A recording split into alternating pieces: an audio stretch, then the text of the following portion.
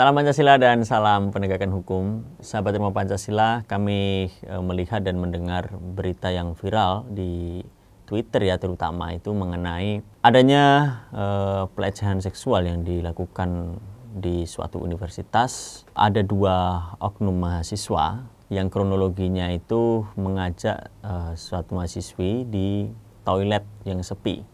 Kemudian dari kejadian itu mahasiswa tersebut akhirnya memaksa untuk mencium si mahasiswi ini. Kejadian itu kemudian diunggah di Twitter, akhirnya viral dan banyak netizen dan juga orang-orang yang ada di universitas yang saya tidak sebutkan namanya itu mencari pelaku yang diduga melakukan pelecehan seksual. Akhirnya ditemukan 2 orang mahasiswa yang melakukan suatu pelecehan seksual. Dari situ para mahasiswa lainnya kemudian mempersekusi dengan cara menelanjangi, kemudian memaksa untuk si pelaku untuk meminum air kencing seperti itu. Itu memang perbuatan yang sebenarnya tidak wajar ya dilakukan oleh manusia. Tetapi ada kejadian seperti ini yang baru-baru viral belakangan ini. Lalu bagaimana tanggapan Rumah Pancasila terhadap hal ini? Yang pertama adalah pelaku yang melakukan pelecehan seksual itu bisa dipidana menggunakan pasal 6 huruf A Undang-Undang Nomor 12 Tahun 2022 tentang tindak pidana kekerasan seksual. Itu pidananya maksimal adalah 4 tahun atau denda maksimal adalah 50 juta rupiah. Jadi bisa dipidana yaitu pelaku yang melakukan pelecehan seksual, karena undang-undang tindak pidana kekerasan seksual ini sudah diundangkan dan berlaku, mengikat secara hukum. Kemudian yang kedua, poin yang kedua adalah mahasiswa-mahasiswa lain yang melakukan persekusi terhadap pelaku ini juga dapat dipidana. Ya, jadi tidak mesti seorang yang membela itu terlepas dari tuntutan hukum. Tetapi di kasus ini itu menjadi persoalan baru.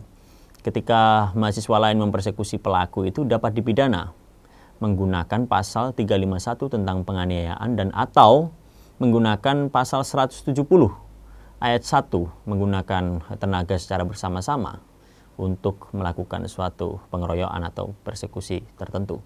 Itu dapat dipidana. Nah, poin yang ketiga, bahwa universitas itu sebagai suatu institusi pembentuk akal sehat, ternyata orang-orang di dalamnya itu tidak selalu menggunakan akal sehatnya dalam memutuskan atau berbuat sesuatu atau merespon sesuatu masalah.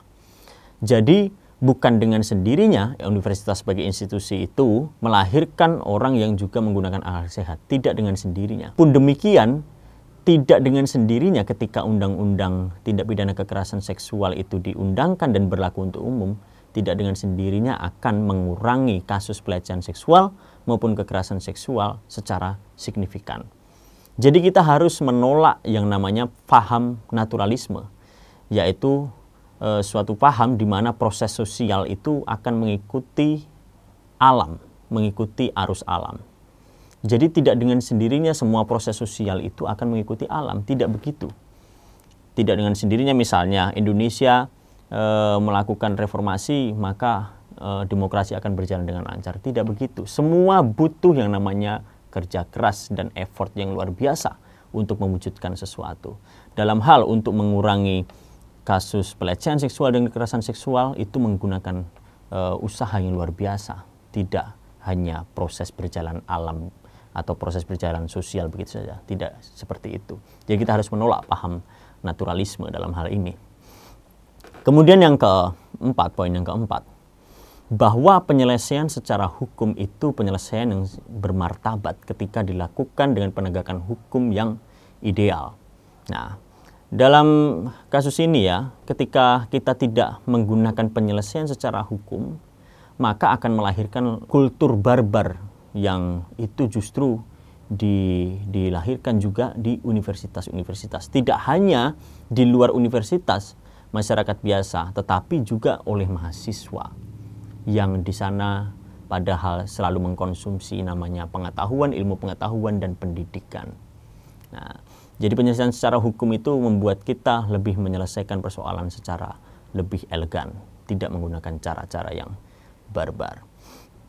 Kemudian poin yang kelima, memang benar tidak dibenarkan sedikit pun pelaku yang melakukan pelecehan seksual, tetapi perlu diingat juga bahwa ketika kita mempersekusi seorang pelaku kejahatan sampai dengan menelanjangi dan menjatuhkan martabat dan kehormatannya sedemikian rupa, itu juga tindakan yang tidak boleh dibenarkan dan harus diproses hukum.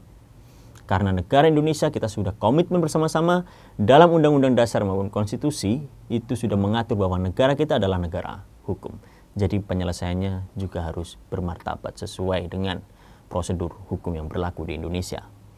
Nah, yang terakhir, poin yang keenam, yaitu seharusnya institusi sebagai pembentuk atau pemproduksi akal sehat, seharusnya ketika sudah didirikan posko-posko pengaduan untuk tindak pidana pelecehan seksual maupun kekerasan seksual, seharusnya orang-orang yang sudah diberi informasi itu seharusnya memberikan suatu langkah-langkah yang tepat. Bagaimana penyelesaiannya itu di tingkat universitas. Ketika universitas kita sudah komunikasi secara internal dengan universitas ternyata mempercayakan itu untuk diselesaikan secara hukum, maka orang-orang yang sudah dipercayakan untuk duduk di posko-posko tersebut memberikan informasi tersebut juga kepada korban-korban.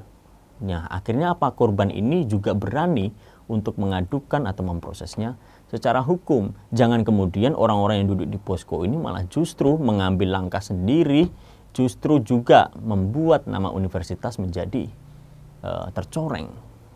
Tidak hanya itu, mahasiswa-mahasiswanya di sana juga akan terkena dampaknya. Mahasiswa yang tidak melakukan itu juga terkena dampaknya, karena universitas adalah suatu lembaga yang dihidupi secara bersama-sama. Bahkan alma maternya saja sama itu. Maka apapun yang dilakukan secara sendiri akan berakibat secara bersama-sama. Itu sahabat ilmu Pancasila ya, kita tetap harus menggunakan akal sehat kita sebagai manusia, apalagi mahasiswa. Jangan lupa ya, mahasiswa itu adalah produk didikan dari universitas yang mempunyai nilai intelektual dan didikan yang lebih tinggi dari orang biasa. Maka hindarilah penggunaan langkah-langkah yang salah dan merugikan orang lain. Tetap ikuti terus channel-channel yang upload atau video-video yang diupload oleh Rumah Pancasila. Jangan lupa buka mata, buka telinga, dan buka hati kita. Salam Pancasila dan salam menegakkan hukum.